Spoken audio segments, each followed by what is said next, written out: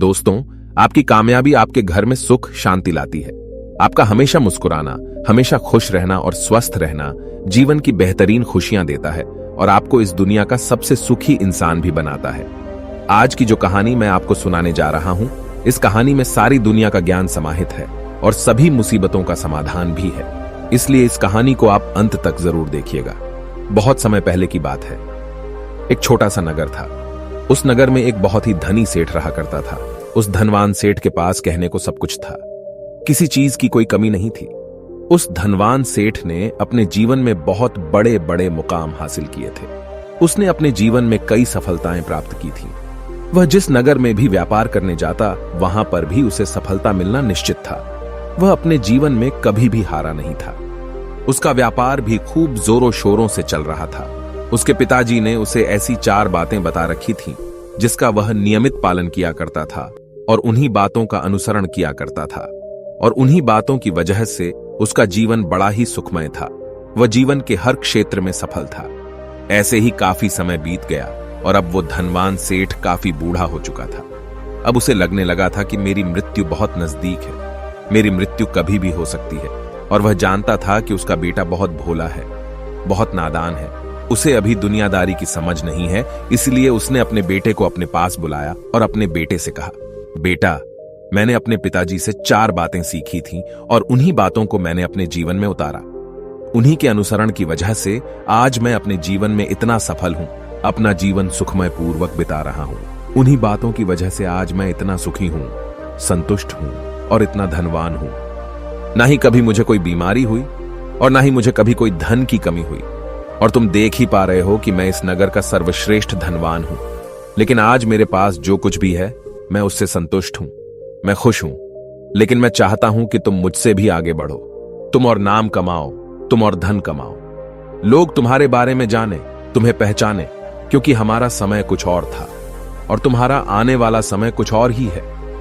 उस धनवान सेठ ने अपने बेटे को अपने और करीब बुलाया और उससे कहने लगा, बेटा, आज मैं तुमको दुनिया की ऐसी 4 महत्वपूर्ण बातें बताने जा रहा हूं जो मुझे मेरे पिताजी ने बताई थी और इसी के कारण आज मैं इतना सफल हूं।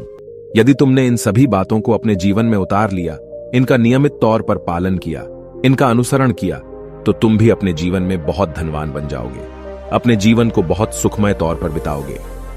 इन बातों के अनुसरण से न तो तुम्हारे घर परिवार में कोई दुख आएगा और न ही तुम्हारे व्यापार में कभी कोई परेशानी उत्पन्न होगी। इतना कहकर धनवान सेठ अपने बेटे को 4 बातें बताना शुरू करता है। वह कहता है, बेटा, सबसे पहली बात है काम पर छांव में जाना और छांव में आना। दूसरी बात, अपने घर के चारों तरफ चमड़े की बाड़ रखना। तीसरी बात, हमेशा खाने को मीठा करके खाना। और चौथी बात, अपनी पत्नी को हमेशा बांध कर रखना। इतना कहकर वह धनवान सेठ अब निश्चिंत हो चुका था। वह यह जानता था कि उसका बेटा बहुत भोला है। वह अपने पिता की बात अवश्य मानेगा और इन सभी 4 बातों को अपने जीवन में उतारेगा और इनका अनुसरण भी करेगा। देखते देखते कुछ महीने बीत गए और फिर एक दिन धनवान सेठ मृत्यु को प्राप्त हो गया। अपने पिता की मृत्यु के बाद उस धनवान सेठ के बेटे ने उन सभी 4 बातों को एक कागज पर लिख लिया ताकि वह उन्हें भूल न जाए और उन्हीं बातों को वह अपने जीवन में उतारने लगा। उन 4 बातों का अनुसरण करने लगा। सबसे पहली बात जो उसके पिता ने उससे कही थी, छांव में जाना और छांव में आना, तो उसने अपने घर से लेकर अपनी दुकान तक पूरे रास्ते पर एक टेंट लगवा दिया, क्योंकि उसके पास पैसा तो बहुत था और उसे कोई रोकने वाला भी नहीं था। जब भी कोई उससे पूछता कि आखिर तुमने ऐसा क्यों किया, तो वह उसके जवाब में बस इतना ही कहता कि मेरे पिताजी ने मुझसे ऐसा ही करने को कहा है। इसके बाद उसने अपने पिता की अगली बात का अनुसरण किया। उसने अपने घर के दोनों तरफ चमड़े की एक दीवार खड़ी करवा दी। इसे देखकर आसपास के लोग बहुत क्रोधित हो गए। वे लोग उससे झगड़ा करने पर भी उतर आए। कई लोगों ने तो यह तक कह डाला कि आखिर तुमने ऐसा क्यों किया, चमड़े की बाड़ तुमने क्यों खड़ी करवा दी? चमड़े से बहुत बदबू आती है और इससे हमें तकलीफ होती है, इसे आज ही निकलवा दो। लेकिन कोई उसका कुछ भी ना बिगाड़ सका, क्योंकि उसके पास बहुत पैसा था। इसलिए कोई भी व्यक्ति उसका ज्यादा समय तक विरोध न कर सका और उसने भी मन बना लिया था कि वह अपने पिता की सभी बातों को पूरे दिल से मानेगा। उसके पिता ने उसे तीसरी बात कही थी, खाने को मीठा करके खाना। जिस कारण वह अपनी पत्नी से हर रोज खाने में कुछ मीठा ही बनवाता था। कभी सेवियां, कभी खीर, कभी हलवा तो कभी मिठाइयां। हमेशा यही सब खाता रहता। और उसके पिता ने उसे चौथी बात कही थी, अपनी पत्नी को हमेशा बांध कर रखना, जिस कारण वह हर रोज अपनी पत्नी को रस्सी से बांध कर रखता था। ऐसे ही कई दिन बीत गए और देखते ही देखते अब वह सेठ के बेटे का जीवन धीरे धीरे बर्बाद होने लगा था, क्योंकि उसने अपने पिता की सभी बातों का गलत मतलब निकाला था और वह उसी के अनुसार उनका पालन कर रहा था। देखते देखते उसका उतना बड़ा व्यापार अब ठप होने लगा था। उसके यहां पर ग्राहकों की संख्या कम होने लगी थी, क्योंकि जब उसका मन करता तब वह दुकान जाया करता और जब उसका मन करता तो वह दुकान से वापस घर लौट आता। उसका अपने पिताजी के इस कारोबार में मन नहीं लगता था। इस कारण उसके सारे ग्राहक अब उससे नाराज होने लगे थे। उसके सारे ग्राहक अब एक एक करके उस दुकान को छोड़ते चले जा रहे थे। इसी कारण उसका पूरा व्यापार अब ठप हो चुका था। जिस व्यापार को खड़ा करने में उसके पिताजी ने खून पसीना एक कर दिया था, उस व्यापार को उसने कुछ ही महीनों में पूरी तरह से बर्बाद कर दिया था। अब उसका धंधा बहुत कम हो चुका था, जिस कारण वह बहुत परेशान रहता था। वह बहुत चिंतित रहता था और इसके साथ ही उसने अपने घर के चारों तरफ चमड़े की दीवार खड़ी करवाई थी। उस कारण आसपास पर बहुत गंदी बदबू फैल चुकी थी। इसलिए जो भी उसके आसपास रहते थे उन सभी ने वह घर छोड़कर कहीं और पर अपना बसेरा बसा लिया। चमड़े की बदबू के कारण अब उसके घर में भी कोई नहीं आता था। यहां तक कि उसके मित्र और रिश्तेदार भी उस घर में आने से कतराते थे। लेकिन अब भी उसे समझ नहीं आ रहा था कि आखिर ये सब हो क्यों रहा है। वो बहुत परेशान रहने लगा था और वह हमेशा मीठा भोजन किया करता था, जिस कारण उसका वजन बहुत ज्यादा बढ़ चुका था और इस मोटापे के कारण उसके शरीर में न जाने कितनी सारी बीमारियों ने अपना घर बना लिया था। आए दिन उसके घर पर वेद आने लगे थे। इन्हीं कारणों से अब उसका पैसा भी इन चीजों में बर्बाद होने लगा था और अपने पिता की चौथी बात उसने मानी थी। वह थी अपनी पत्नी को बांध कर रखता, जिसकी वजह से उसकी पत्नी उससे नाराज हो गई और वह घर छोड़कर अपने मायके लौट गई। उसने अपनी पत्नी को मनाने की कोशिश की, तरह तरह के उपाय किए, लेकिन उसकी पत्नी नहीं मानी। और वैसे भी कोई भी स्त्री ऐसे मर्द के साथ क्यों रहना चाहेगी जो उसे बेवजह ही बेबात पर बांध कर रखता हो। देखते देखते अब वह सेठ के बेटे का पूरा जीवन बर्बाद हो चुका था। न तो अब उसके पास व्यापार बचा था, न ही धन, न ही उसकी पत्नी, और न ही वह रिश्तेदार जो पैसों के लिए उसके आसपास घूमा करते थे। और तो और अब उसका स्वास्थ्य भी ठीक नहीं रहता था, जिस कारण वह बहुत चिंतित रहने लगा था, बहुत परेशान रहने लगा था। उसे यह सब समझ ही नहीं आ रहा था क्या हो रहा है और क्यों हो रहा है। इन सभी बातों को लेकर तो बहुत परेशान रहता और वह मन ही मन अपने पिताजी को कोसा करता, कहता, पिताजी आपने तो मेरा पूरा जीवन बर्बाद कर दिया। आपकी उन 4 बातों के कारण आज मुझसे मेरा सब कुछ छिन चुका है। न तो मेरे पास व्यापार रहा, न ही धन दौलत, न ही वह रिश्तेदार, न ही मेरी पत्नी, और यहां तक कि मेरे स्वास्थ्य ने भी मेरा साथ छोड़ दिया है। आप ही के कारण आज मेरा पूरा जीवन बर्बाद हो चुका है। यदि मैंने आपकी वह 4 बातें न मानी होती, यदि मैंने उन्हें अपने जीवन में न उतारा होता, तो आज मैं एक सुखमय जीवन जी रहा होता। आपकी इन 4 बातों पर चलकर मुझे क्या मिला? मैंने एक आज्ञाकारी बेटे की तरह आपकी सारी बातें भली भांति मानी, उन पर यकीन किया, उनका अनुसरण किया। लेकिन मैं ही मूर्ख था जो मैंने आपकी उन बातों पर आंख बंद करके यकीन कर लिया। इतना कहकर वह फूट फूट कर रोने लगा। तभी उसे एक दिन पता चला कि उसके पास के नगर में एक साधु आए हुए हैं और वह साधु सभी की समस्याओं का हल बताते हैं। चाहे कैसी भी समस्या हो, वह उसका निवारण अवश्य करते हैं। यह सुनकर उसने सोचा कि चलो एक बार मिलकर देखता हूं, हो सकता है कि मेरी भी समस्या का समाधान मुझे मिल जाए। इस आशा के साथ वह उन साधु के पास पहुंचा। वहां पहुंचकर सीधा उनके चरणों में जा गिरा और जोर जोर से रोने लगा। वह कहने लगा, हे गुरुवर, अब आप ही मुझे बचा सकते हैं। मेरे पिताजी ने तो मेरा पूरा जीवन बर्बाद करके रख दिया। आज मेरी जो भी स्थिति है वह सब मेरे पिताजी के कारण ही है। मेरे पिताजी ने मुझे जैसा कहा मैंने वैसा ही किया। हमेशा एक अच्छे बेटे की तरह उनकी सारी बातें मानी, अपने सारे फर्ज निभाए, और देखिए मेरे पिताजी ने मेरे साथ क्या किया। मरते मरते भी वह मुझे गलत बात सिखा गए और उसका खामियाजा मुझे आज भुगतना पड़ रहा है, क्योंकि मैंने उनकी सभी बातों को अपने जीवन में उतारा, उनका अनुसरण किया, और देखिए आज मेरे साथ क्या हो गया। मेरा तो पूरा जीवन ही बर्बाद हो गया। मैं अब तक यह नहीं समझ पाया कि मेरे पिताजी ने मेरे साथ ऐसा क्यों किया। क्या मैंने उनके साथ कुछ गलत किया था? इतना कहकर वह उन साधु के सामने और भी जोर जोर से रोने लगा। तभी वह साधु महाराज उस सेठ के बेटे से कहते हैं, बेटा चुप हो जाओ, पहले मुझे अपनी सारी बात तो बताओ। आखिर तुम्हारे साथ क्या हुआ है? तुम इस तरह से क्यों रो रहे हो? तुम्हारी इस परेशानी का क्या कारण है? उन साधु के इतना कहने पर उस सेठ के बेटे ने पर्ची उन साधु के हाथ में रख दी, जो उसने अपने पिता की मृत्यु के बाद लिख रखी थी, जिसमें उसने अपने पिता की चारों बातें लिखी थी। उन साधु ने पर्ची ली और उसे पढ़ने लगे, और उन्होंने जैसे ही वह पढ़ा, वह जोर जोर से हंसने लगे, और वह उस सेठ के बेटे से कहते हैं, तुम कितने बड़े मूर्ख हो। तुम्हारे पिता ने तो तुम्हें दुनिया का सारा ज्ञान दे दिया, लेकिन तुम उसे समझ नहीं पाए। तुम उसका सही तरह से पालन नहीं कर पाए और कहते हो कि तुम्हारे पिता ने तुम्हें गलत राह दिखाई है, तुमने गलत संदेश दिया है। तुम्हारे पिताजी तो तुम्हारी परीक्षा ले रहे थे कि तुम उनकी बातों को समझ पाते हो या नहीं, तुम उनकी बातों का सही मतलब निकाल पाते हो या नहीं। यदि वह चाहते तो इसका मतलब तुम्हें अच्छी तरह से बता सकते थे, लेकिन वह चाहते थे कि तुम इन बातों का मतलब खुद से जानो, खुद से समझो कि इन बातों का क्या अर्थ है।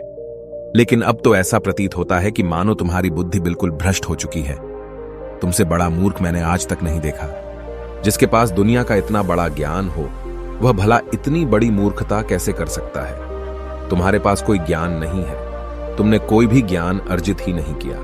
अगर तुम इन बातों का सही मतलब समझ चुके होते तो तुम भी अपने जीवन में अपने पिता की तरह ही सफल होते, खुश होते, और तुम्हारा जीवन सुखमय तरह से बीत रहा होता। लेकिन तुम इतने बड़े मूर्ख हो कि तुमने अपने पिता की बातों का गलत मतलब निकाल लिया। उन बातों के मतलब के बारे में तुमने सोचा तक नहीं। उन्होंने जैसा कहा तुमने वैसा करना शुरू कर दिया। यदि तुम्हें उन बातों का अर्थ नहीं पता चल रहा था तो तुम किसी ज्ञानी से मिल सकते थे, तुम उससे उस बात का मतलब निकाल लेते। लेकिन जैसा तुमने अपने पिता की इन बातों को समझा है, इसका मतलब वैसा नहीं है। इस पर वह धनवान सेठ का बेटा कहता है, हे गुरुवर, आप क्या कहना चाहते हैं? क्या मैं अपने पिता की बातों को सही नहीं समझ रहा? और वैसे भी इसमें समझने लायक है क्या? उन्होंने तो सब कुछ साफ साफ ही बताया था और मैंने उन्हें अपने जीवन में उसी तरह से उतार लिया। तो फिर मैंने गलत क्या किया है? इस पर गुरुवर एक बार फिर मुस्कुराने लगे और उस सेठ के बेटे से कहते हैं, बेटा, ये जो बातें लिखी गई हैं, इन बातों के पीछे एक गहरा अर्थ है जिसे तुम समझ नहीं पाए। इसी कारणवश तुमने यह मूर्खता कर दी और इसी कारणवश तुमने अपना पूरा जीवन बर्बाद कर लिया। लेकिन अब भी कुछ नहीं बिगड़ा, अब भी तुम्हारे पास बहुत समय है। यदि तुम चाहो तो अब से मेहनत करके भी तुम अपने जीवन में एक बार फिर से वह खुशहाली व समृद्धि सब कुछ हासिल कर सकते हो। इस पर वह सेठ का बेटा कहता है, ठीक है, कृपया करके मुझे उन चारों बातों का मतलब समझाइए। आखिर उन चार बातों का क्या अर्थ है? इस पर साधु सेठ के बेटे को कहते हैं, तुम्हारे पिताजी ने तुमसे कहा था काम पर छांव में जाना और छांव में आना। इसका मतलब यह है सूर्य निकलने से पहले ही तुम दुकान पर पहुंच जाना और सूर्यास्त होने के बाद ही तुम वापस घर आना, जिससे तुम्हें दुकान पर अधिक से अधिक समय मिल पाएगा। तुम उस काम को अच्छी तरह समझ पाओगे, उस काम को अच्छी तरह से कर पाओगे, उस काम को बढ़ाने में तुम अपना दिमाग लगा पाओगे और तुम अपने काम में तरक्की कर पाओगे। लेकिन तुमने तो इसका गलत ही मतलब निकाल लिया। तुमने तो अपने घर से लेकर दुकान तक एक ऐसा टेंट लगवा दिया जिससे तुम छांव में आ सको और छांव में जा सको। अब तुम ही बताओ, क्या तुमने अपने पिताजी की इन बातों का सही मतलब समझा था? यह सुनकर वह सेठ का बेटा जोर जोर से रोने लगा और कहने लगा, हे गुरुवर, मेरी ही गलती थी। मैंने अपने पिता की इन बातों का गलत मतलब निकाला और इसी कारणवश आज मैं पूरी तरह से बर्बाद हो चुका हूं। मैं ही सबसे बड़ा मूर्ख था। मेरे पिताजी ने तो मुझे इतना महत्वपूर्ण ज्ञान दिया था, लेकिन मैं उस हीरे को पत्थर समझ बैठा। आगे वह सेठ का बेटा उन गुरुवर से कहता है कि गुरुवर, दूसरी बात क्या है, उसका अर्थ क्या है? आगे गुरुवर दूसरी बात का अर्थ समझाते हुए कहते हैं, चमड़े की बाड़ करवाना। इसका अर्थ यह है कि तुम अपने घर में कुत्ता या बिल्ली पालना। जब तुम अपने घर में कुत्ता बिल्ली पाल लोगे तो यह तुम्हारे घर की चारों ओर से रक्षा करेगा, जिससे तुम्हारी धन दौलत पूरी तरह से सुरक्षित रहेगी और तुम बेफिक्र होकर दुकान पर मन लगा सकोगे, बेफिक्र होकर दुकान के कामों को समझ सकोगे और तरक्की कर पाओगे। और तो और तुम्हारे मन में कभी यह भी डर नहीं होगा कि कहीं कोई चोर आकर मेरी संपत्ति न चुरा ले। चमड़े की बाड़ करवाने का असली मतलब यह है, लेकिन तुमने तो चमड़े की बाड़ करवाने का मतलब कुछ और ही निकाल दिया। तुमने तो अपने घर की 2 दीवारों को ही चमड़े से पूरी तरह से भरवा दिया, जिस कारण आसपास गंदी बदबू फैल गई। तुम्हारे आसपास के पड़ोसी भी अपना घर छोड़कर कहीं और चले गए। यहां तक कि तुम्हारे मित्र, तुम्हारे सगे संबंधी भी उस बदबू के कारण तुम्हारे घर पर आने से कतराने लगे। और अब हालत यह हो चुकी है कि ना तो तुम्हारे घर पर कोई आता है और न ही कोई जाता है। और इसी कारणवश लोग तुम्हें नापसंद करने लगे। और तुम्हारी बर्बादी का यह भी कारण है। आगे सेठ का बेटा कहता है, हे गुरुवर, यह सब तो ठीक है, लेकिन यह खाने को मीठा करके खाना, इसका क्या? मैंने इसका भी अर्थ गलत निकाला है क्या? मैंने तो अपने पिता की बातों के कहे अनुसार ही हर रोज मीठा खाया, और आज देखिए मेरा शरीर कितना वजनदार हो चुका है, जिस कारण मुझे अनेक प्रकार की बीमारियों ने घेर रखा है।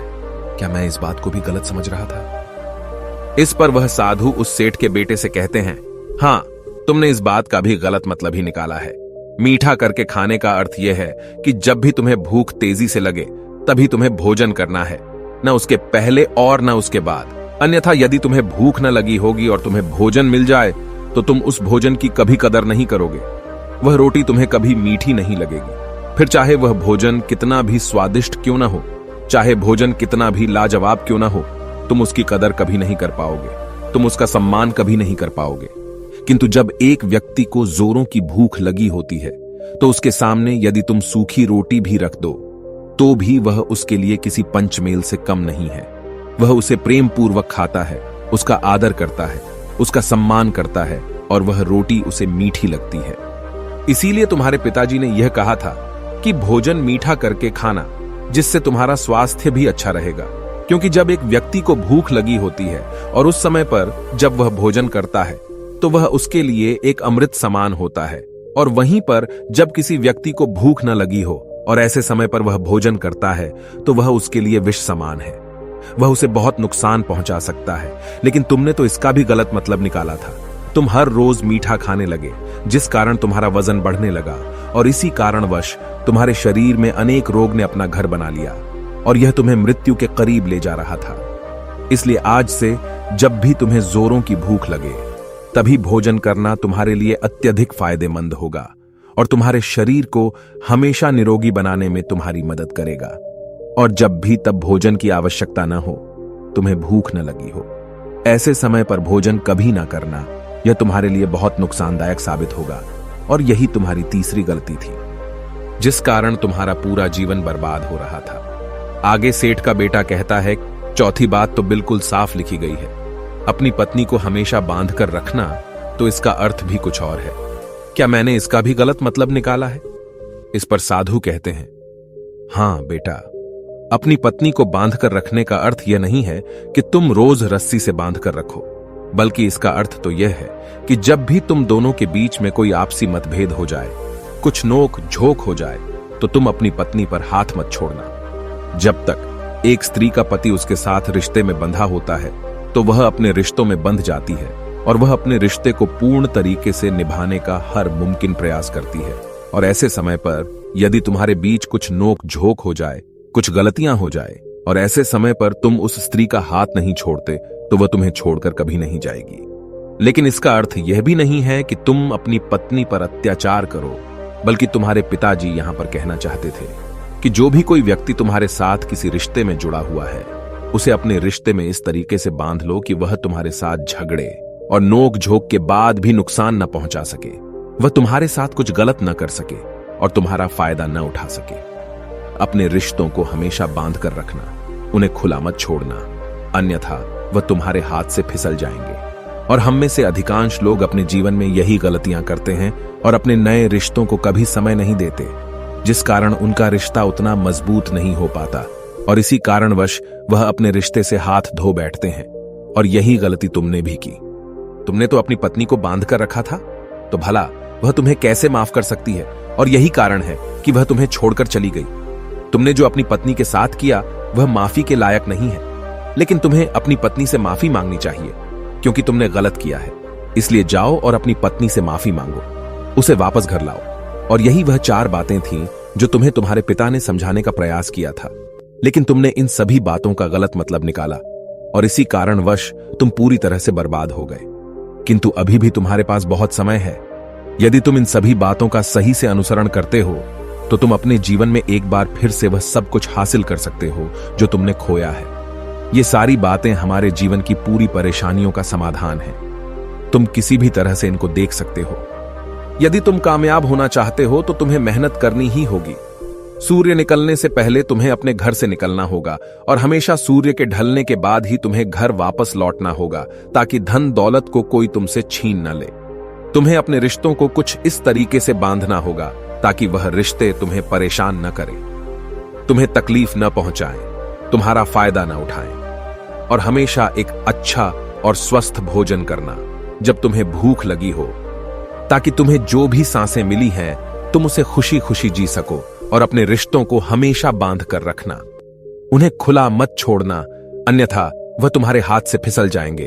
और अपने घर में अवश्य ही कुत्ते या बिल्ली को जरूर पालना, ताकि तुम्हारा धन हमेशा सुरक्षित रहे।